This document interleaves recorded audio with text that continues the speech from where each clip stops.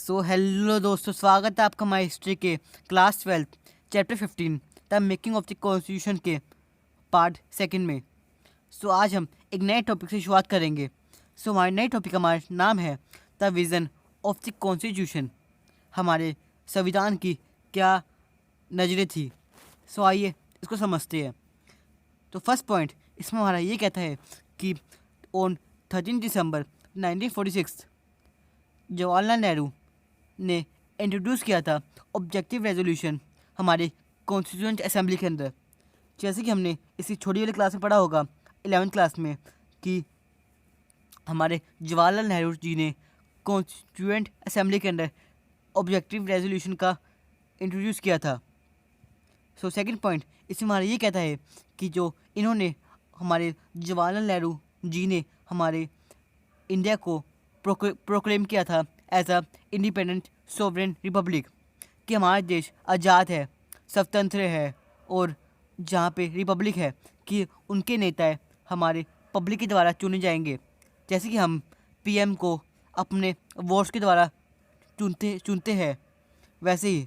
तो third point इसमें हमारा ये कहता है कि इसमें हमारे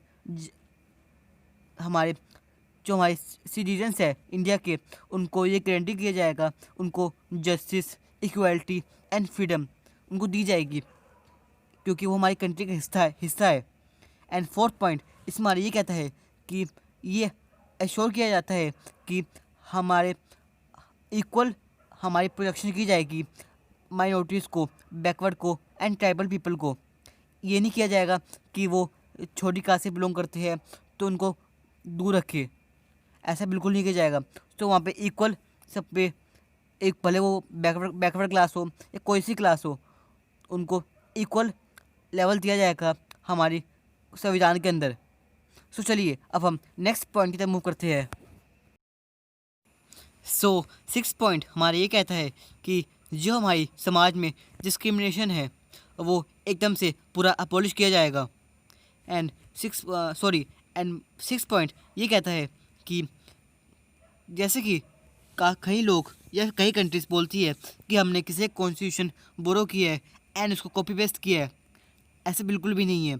हमने किसी कंट्री का कॉन्स्टिट्यूशन कॉपी पेस्ट नहीं किया, हमने उनके कुछ पार्ट्स बोरो किए गए हैं। जैसे कि हमारे इंडिया के जो लीडर्स थे वो अलग 60 अलग अलग कंट्रीज़ में गए एंड जो उनको उनके लॉस, उनका संविधान पढ़ा उन्होंने, एंड जो उनके लॉस उनको अच्छे लगे वो उन्होंने असेंबली के अंदर इंट्रोड्यूस किए, उनको लाए। एंड अगर उनमें लोगों की लोग मान जाते थे या फिर लोग उन मंजूरी होती थी तो वही लॉ बनाया जाता था, क्योंकि ये संविधान बेसिकली हमारे इंडियन के पीपल्स के लिए था। तो वो उनके लिए बेस्ट बनाने की कोशिश कर रहे थे। एंड सेवन्थ पॉइंट हमारा ये कहता है कि जो हमारा नेहरू का सजेशन था ये था कि vast for creative thinking what was appropriate for India, कि नेहरू का विज़न ये था कि हमें इंडिया के लिए एक ऐसा संविधान बनाना चाहिए जो इंडिया के लिए अच्छा हो। ये ना हो कि हम अपने घमंड में रहे कि हमने कॉपी पेस्ट किया, क्योंकि जो एक्चुअल में है ही नहीं। जो इंडिया के लोगों को चाहिए वही इंडिया के लोगों के लिए बने। तो चलिए अब हम नेक्स्ट टॉपिक की तरफ मूव करते हैं। नेक्स्ट टॉपिक हमारा नाम है the will of the people, कि लोगों की क्या इच्छाएं थी। आइए इसको समझते हैं। फर्स्ट पॉइंट इसमें हमारा ये कहता है कि जो हमारे कम्युनिस्ट मेंबर थे जिनका नाम था सोमनाथ लहरी, उन्होंने ये देखा कि जो हमारा सारा वर्क किया जा रहा है हमारे कॉन्स्टिट्यूएंट असेंबली के अंदर, ये हमारे ब्रिटिश इम्पेरियलिज्म के अंदर किया जा रहा है, कि ब्रिटिश के राज के अंदर ये काम किया जा रहा है। एंड उन्होंने ये रिक्वेस्ट किया मेंबर से एंड इंडियंस से कि उनको फुल्ली फ्री कर दिया जाए from the influence of the British rule, कि उन पे किसी भी प्रभाव का, किसी भी तरीके का उन पे हमारे ब्रिटिश अंग्रेज़ों का हुकूमत नहीं चलनी चाहिए। एंड थर्ड पॉइंट इसमें हमारा ये कहता है कि जो हमारे इन 1946 टू 1947 के अंदर जैसे हमारी असेंबली के अंदर डिबेट हुई थी, उस वक्त भी हमारे ब्रिटिशर्स थे वो इंडिया में ही थे। एंड फोर्थ पॉइंट इसमें हमारा ये कहता है कि जो उस वक्त का एडमिनिस्ट्रेशन चल रहा था उनका हेड किया जा रहा था बाय जवाहरलाल नेहरू के द्वारा। एंड जो उनके उसको ऑपरेट किया जा रहा था वो under the direction of the viceroy के अंडर किया जा रहा था। एंड जी ब्रिटिश गवर्नमेंट इन लंदन की जो अंग्रेज सरकार थी लंदन में, उनके अंदर ये काम किया जा रहा था, जो इन एडमिनिस्ट्रेशन किया जा रहा था हमारे इंडिया के अंदर। एंड फिफ्थ पॉइंट इसमें हमारा ये कहता है कि जो हमारे नेहरू एम्फसाइज करते हैं that we are here for the Indian people and also making constitution for them, कि हम यहाँ पर इंडियन लोगों के लिए बैठे हैं एंड हम उनके लिए संविधान बना रहे हैं। एंड सिक्स पॉइंट इसमें हमारा ये कहता है कि नेहरू ने एडमिट किया था that most nationalist wanted a different kind of constituent assembly, कि हमारे कुछ तरीके के लीडर जो हमारे नेशनलिस्ट है वो चाहते हैं कि हमारी एक अलग तरीके की कॉन्स्टिट्यूएंट असेंबली हो। सो चलिए अब हम नेक्स्ट पॉइंट की तरफ मूव करते हैं। सो सेवन्थ पॉइंट इसमें हमारा ये कहता है कि हमारे जवाहरलाल नेहरू कहते हैं कि इससे फ़र्क नहीं पड़ता कि हमारी कॉन्स्टिट्यूएंट असेंबली किसने बनाई है, कि भले वो अंग्रेज़ों ने बनाई हो या हमने बनाई हो, इससे फ़र्क नहीं पड़ता। फ़र्क इससे पड़ता है कि हमारी कंट्री कैसे चलती है, उससे फ़र्क पड़ता है। सो एट पॉइंट हमारा ये कहता है कि जो अब नए इंडिया ट्राई कर रहा था अपने अंडर अपनी कंट्री के अंदर कुछ नए रिफॉर्म्स इंट्रोड्यूस करने के लिए। सो जैसे कि 19th सेंचुरी के अंदर हमारे कुछ सोशल रिफॉर्म्स किए गए जिसमें हमारे चाइल्ड मैरिज को अपोज किया गया एंड उनमें डिमांड किया गया कि हमारी जो विडोज होती है उनको एक रीमैरी के लिए अलाउ किया जाए, क्योंकि पहले हमारे चाइल्ड मैरिज बहुत ही बड़ी मात्रा के अंदर होती थी एंड हमारी विडोज की शादी नहीं करवाई जाती थी। उनको एक तरीके से मनुष्य के नाम से उनको ऐसा कंसिडर किया जाता था, जो एक बहुत ही गलत बात है एक किसी भी डेवलपिंग कंट्री के अंदर। उससे पता लगता है कि उन समाज की सोच क्या है। तो उसको ही ख़त्म करने के लिए इसके अपोजिशन में कुछ सोशल रिफॉर्म्स लाए गए। तो 10th पॉइंट इसमें हमारा ये कहता है कि जो हमारे स्वामी विवेकानंद थे उन्होंने कैंपेन लॉन्च किया for the reform of Hinduism के अंदर। एंड जो हमारी 11th पॉइंट हमारा ये कहता है कि जो हमारा ज्योतिबा फुले थी जो हमारी महाराष्ट्र की थी, उन्होंने पॉइंट किया कि जो हमारी सफरिंग की गई है बाय द डिप्रेस क्लास, कि डिप्रेस क्लास को कितना दबाया गया है।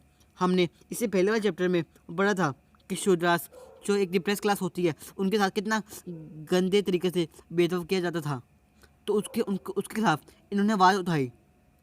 तो चलिए अब हम नेक्स्ट पॉइंट की तरफ मूव करते हैं। सो 12th पॉइंट इसमें हमारा ये कहता है कि जो हमारे कम्युनिस्ट थे एंड सोशलिस्ट थे उन्हें हमारे वर्कर्स एंड पीजेंट्स को ऑर्गेनाइज किया एंड डिमांड किया कि उनको economic and social justice provide किया जाए, जो उनको आज़ादी से पहले बहुत ही गंदे तरीके से उनको ट्रीट किया जाता था ज़मींदारी के प्रोसेस से, जैसे कि हम जानते हैं। सो 13 पॉइंट हमारा ये कहता है कि जैसे कि हमारी डिमांड बढ़ी, जो फिर हमारे ब्रिटिश ने इंट्रोड्यूस किया नंबर ऑफ एक्ट्स पास किए गए, जैसे कि 1919 एंड 1935। ये एक्ट आपने पढ़ा होगा अपनी छोटी क्लास में। एंड 14 पॉइंट इसमें हमारा ये कहता है कि जो हमारे एक्ट लिए जाते थे वो हमारे सारे के सारे हमारे कॉलोनियल गवर्नमेंट जैसे कि हमारे अंग्रेज सरकार के द्वारा किए जाते थे। इसमें हमारा इंडियंस का कोई भी इंटरफेयर नहीं होता था। सो चलिए अब हम नेक्स्ट टॉपिक तक मूव करते हैं। सो नेक्स्ट टॉपिक हमारा नाम है डिफाइनिंग राइट्स, कि राइट्स को कैसे डिफाइन किया जाए। इसके ऊपर एक बहुत ही बड़ा क्वेश्चन मार्क था। सो आइए इसको समझते हैं। सो फर्स्ट पॉइंट इसमें हमारा ये कहता है कि पहली प्रॉब्लम ये थी कि हम राइट्स कैसे थे, एक इंडिविजुअल सिटीजन को उसको हम कैसे डिफाइन करें कि एक अधिकार, एक नागरिक का अधिकार क्या है, उसको हम कैसे डिफाइन करें। एंड सेकंड पॉइंट इसमें हमारा ये कहता है कि क्या हम किसी ओप्रेस क्लास को या दबी हुई क्लास को कुछ स्पेशल राइट्स दे कि जिनका लेवल हमारे इक्वल आ सके। एंड थर्ड पॉइंट इसमें हमारा ये कहता है कि हमारी माइनॉरिटीज़ के पास क्या क्या अधिकार होने चाहिए, जो बहुत ही कम मात्रा के अंदर होती है। उनके पास क्या क्या अधिकार होने चाहिए कि उनका समाज में इज्जत एंड उनकी इक्वलिटी बनी रहे। सो फोर्थ पॉइंट इसमें हमारा ये कहता है कि इसी में हमारी डिबेट्स हमारी चलती जा रही थी। एंड तो फिफ्थ पॉइंट इसमें हमारा ये कहता है कि कॉन्स्टिट्यूएंट असेंबली कहती है कि जो लोग चाहेंगे उनके हिसाब से ही होगा। That will of the people have to fulfil, कि जो लोगों की इच्छाएं होंगी वो पूरी की जाएंगी। सो चलिए अब हम नेक्स्ट पॉइंट टॉपिक की तरफ मूव करते हैं। सो हमारे नेक्स्ट टॉपिक हमारा नाम है the problems with separate electrodes. देखिए जैसे कि हम जानते हैं कि जो हमारा इंडिया का रिवोल्ट हुआ था, द रिवोल्ट ऑफ 1857, जिसमें हमारे हिंदू एंड मुस्लिम साथ लड़े थे देश की आज़ादी के लिए। लेकिन जैसे ही वो साथ लड़े थे तो उन लोगों ने हमारे अंग्रेज़ों की कमर तोड़ दी थी। सो अंग्रेज़ों को इस चीज़ से ये दिखाई दिया गया था कि अगर ये हिंदू मुस्लिम साथ रहेंगे तो इस कंट्री में हमारा टिकना मुश्किल है। तो उन्होंने दिमाग लगाकर एक गेम खेली कि हिंदू और मुस्लिम को अलग अलग किया जाए, और उन्होंने इसी द्वारा सेपरेट इलेक्टोरेट्स का बिल पास किया, जो बेसिकली इनमें एक फूट डालने का काम करते थे। तो आइए उसको समझते हैं। तो अब आज़ादी के वक्त बात हो रही थी कि हिंदू और मुस्लिम की एक सेपरेट इलेक्टोरेट्स होनी चाहिए, उनके एक अलग अलग इलेक्शन होने चाहिए। सो फर्स्ट पॉइंट इसमें हमारा ये कहता है कि जो हमारी सीट एलोकेट की गई थी तो थी ब्रिटिश प्रोविंस के द्वारा, वो अब हिंदू एंड मुस्लिम में डिवाइड हो गई थी। एंड ऑन 27 अगस्त 1947 में हमारे बी पॉकेट बहादुर, उन्होंने एक बहुत ही पावरफुल स्पीच थी कि हमें एक कंटिन्यू करना चाहिए, हमें सेपरेट इलेक्टोरेट्स को, कि हमें मुस्लिम के अलग अलग इलेक्शन करवाने चाहिए। लेकिन थर्ड पॉइंट इसमें हमारा ये कहता है कि उन्होंने कहा कि इसके सिवा कोई और ऑप्शन नहीं है, क्योंकि जो मुस्लिम हमारे रह गए हैं इंडिया में और जो नॉन मुस्लिम्स हैं जैसे कि हमारे हिंदू एंड सिख, वो नहीं समझ पाएंगे हमारे मुस्लिम की फीलिंग्स को। सो फोर्थ पॉइंट इसमें हमारा ये कहता है कि जो नीड थी हमें एक पॉलिटिकल फ्रेमवर्क बनाने की, in which minorities could live in harmony with others, कि हमें एक ऐसा पॉलिटिकल फ्रेमवर्क बनाना था जिसमें हमारी माइनॉरिटीज़ आसानी से रह पाए शांति से दूसरी कम्युनिटी के साथ में। सो ये हमारी बात हो रही है एक सेपरेट इलेक्टोरेट्स को लेकर। सो चलिए अब हम नेक्स्ट पॉइंट की तरफ मूव करते हैं। सो फिफ्थ पॉइंट इसमें हमारा ये कहता है कि जो हमारी डिमांड थी सेपरेट इलेक्टोरेट्स को लेकर, उन्होंने बहुत सारे नेशनलिस्ट को प्रोवोक किया, वो बहुत ही गुस्से में आ गए। एंड क्योंकि नेशनलिस्ट हमारे ही कहते थे कि जो हमारे इंट्रोड्यूस किया गया था सेपरेट इलेक्टोरेट्स का कॉन्सेप्ट, ये हमारे अंदर फूट डालने के लिए किया गया था कि हिंदू मुस्लिम टूट जाए एंड वो अलग अलग हो जाए, जिससे उनका इंडिया में से हो जाए, जिसमें वो इंडिया में राज कर सके। सो सेवन्थ पॉइंट इसमें हमारा ये कहता है कि जो आर.वी. धुलेकर थे, उन्होंने बहादुर को बताया कि जो आप कह रहे हो कि हमें ये सेपरेट इलेक्टोरेट्स कंटिन्यू करने चाहिए, आप उनकी दिमागी खेल नहीं समझ पाए। उन्होंने ये इसलिए किया था कि हमारे बीच में वह फूट डाल सके एंड आप उसको एक तरीके से हाँ में कह रहे हो कि आप उनको हमें कंटिन्यू करना चाहिए। एंड इसकी वजह से हमारी माइनॉरिटीज़ का रहना बहुत ही मुश्किल हो जाएगा हमारे देश के अंदर। सो एट्थ पॉइंट हमारा ये कहता है कि सरदार पटेल ने ये कहा कि सेपरेट इलेक्टोरेट्स हमारे देश के लिए एक जहर की तरह काम करेगा, जो हमारी पूरी पॉलिटिकल बॉडी के अंदर फैल जाएगा एंड हमारे देश को बर्बाद कर देगा। सो नाइन्थ पॉइंट इसमें हमारा ये कहता है कि जो डिमांड थी that one community against another, कि हम एक कम्युनिटी को एक दूसरे के अंदर कर दे, खिलाफ खड़े कर दे, उससे हमारा एक देश टूट जाएगा, डिवाइड हो जाएगा। उससे हमारे बहुत ही खून खराबा होगा, बहुत दंगे होंगे एंड एक अलग से एक पार्टीशन हो जाएगा हमारे देश का। सो ये आप देख सकते हैं कि हमारे सेपरेट इलेक्टोरेट्स का कैसे कंसेप्ट हमारा उभर के आ रहा है। सो चलिए अब हम नेक्स्ट पॉइंट की तरफ मूव करते हैं। सो चलिए नेक्स्ट पॉइंट मतलब कि हमारा 10th पॉइंट हमारा ये कहता है कि हमारे सरदार पटेल कहते हैं कि अगर आपको हमारे भारत की ज़मीन पर शांति चाहिए, सो आप ये सब छोड़िए, सेपरेट इलेक्टोरेट्स का सीन। अगर आप शांति नहीं चाहते तो आप ये सेपरेट इलेक्टोरेट्स करवा सकते हैं, जिससे हमारे खून खराबा, दंगे वगैरह हमारे देश का पार्टीशन होगा। सो 11th पॉइंट इसमें हमारा ये कहता है कि जो गोविंद बल्लभ पंत, उन्होंने डिक्लेयर किया कि ये ओनली हार्मफुल, हमारे नेशन के लिए हार्मफुल है।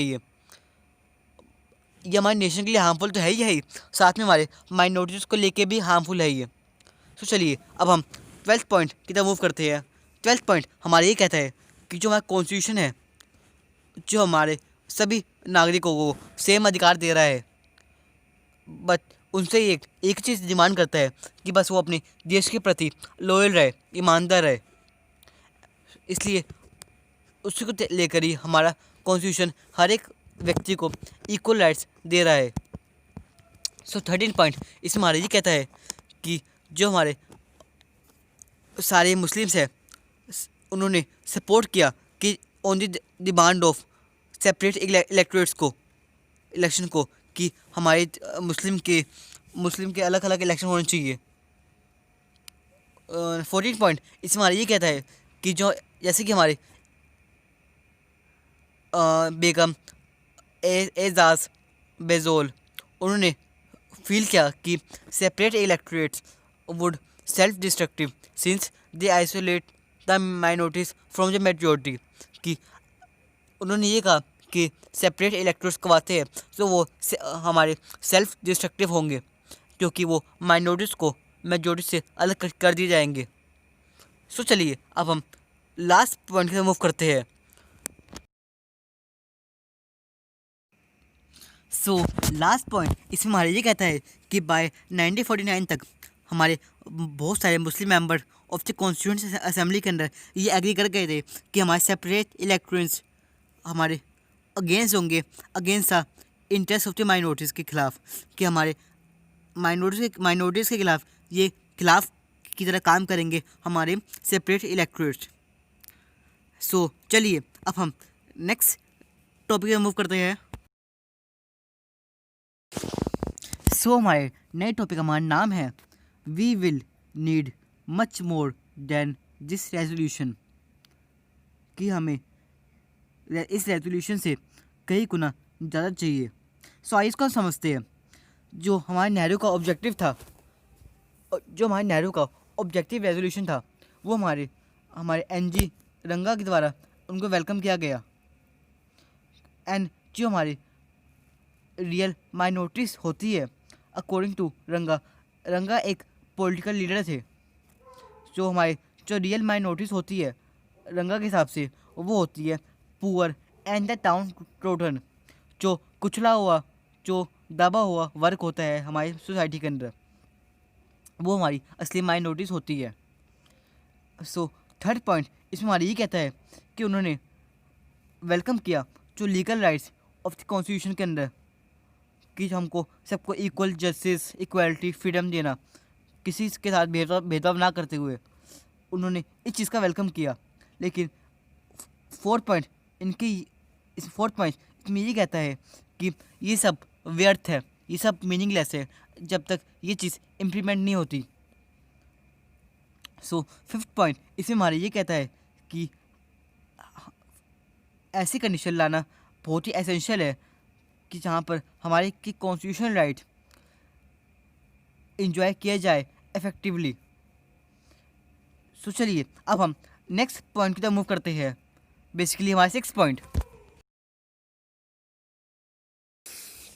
सिक्स पॉइंट इसमें हमारे ये कहता है कि जो हमारे रंगा थे उन्होंने ये तक कहा कि जो हमारे कॉन्स्टिट्यूंट असेंबली तक पहुंचने का रास्ता है बिटवीन इंडियंस, कि वो अपने, क्योंकि कॉन्स्टिट्यूंट असेंबली के अंदर कुछ टोटल मिलाकर 300 मेंबर्स बैठते हैं जिनको इंडियंस सेलेक्ट करते हैं, तो वो एक खाई की तरह काम करते हैं, क्योंकि उस वक्त कॉन्स्टिट्यूशन बनने का काम कर रहा था कि उनके लिए जो लॉस बनते हैं वो सही है या नहीं है। गल्फ का मतलब होता है खाई। सेवन्थ पॉइंट इसमें हमारा ये कहता है कि रंगा मेंशन करते हैं ट्राइबल पीपल को भी, जिनके रिप्रेजेंटेटिव होते हैं हमारे असेंबली के अंदर जयपाल सिंह, कि उनके साथ भी बहुत ही दुर्व्यवहार किया जाता है सोसाइटी के अंदर। चलिए अब हम नेक्स्ट पॉइंट की तरफ मूव करते हैं। 8 पॉइंट इसमें हमारे ये कहता है कि हमारे रंगा ने वेलकम किया ऑब्जेक्टिव रेजोल्यूशन को, एंड उन्होंने साथ में ये भी कहा कि जो हमारा ग्रुप है, जो हमारी बैकवर्ड क्लास है, उनको बहुत ही पुराने ज़माने से उनको बहुत ही गलत तरीके से उनको डिसग्रेसफुल किया जाता है, उनके साथ बहुत ही गलत व्यवहार किया जाता है, एंड उनको पिछले 6000 सालों से उनको निगलेक्ट किया जा रहा है सोसाइटी के अंदर।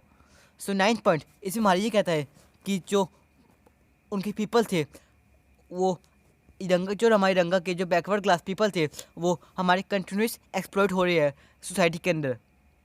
एंड 10th पॉइंट इसमें हमारा ये कहता है कि साथ में रंगा ये भी कहते हैं कि मुझे साथ हमारे पंडित जवाहरलाल नेहरू के वर्ड में भी मुझे विश्वास है। 11th पॉइंट इसमें हमारा ये कहता है कि जो हमारा नया चैप्टर स्टार्ट हुआ है इंडिपेंडेंट इंडिया का, वेयर वहाँ पर एक इक्वलिटी ऑफ अपॉर्चुनिटी मिली है सबको। एंड 12th पॉइंट इसमें हमारा ये कहता है कि हम रंगा कहते हैं कि जो हमारा पॉइंट है इस that you have go to mix with us, we are willing to mix with you, कि आपको हमारे साथ मिक्स होना पड़ेगा, हम एक समान बनने चाहिए। हम तो बहुत ही पहले से चाहते हैं कि हम आपके साथ जुड़ सके, आपके बराबर आ सके। ये था हमारा part second of the class 12 chapter 15 making of the constitution. आने वाले टॉपिक्स हम नेक्स्ट पार्ट के अंदर कवर करेंगे। अगर आपको पसंद आई हो तो आप लाइक कीजिए, सब्सक्राइब कीजिए, एंड अपनी कोई भी क्वेरी हमारे कमेंट्स बॉक्स में जरूर लिखिए। जय हिंद।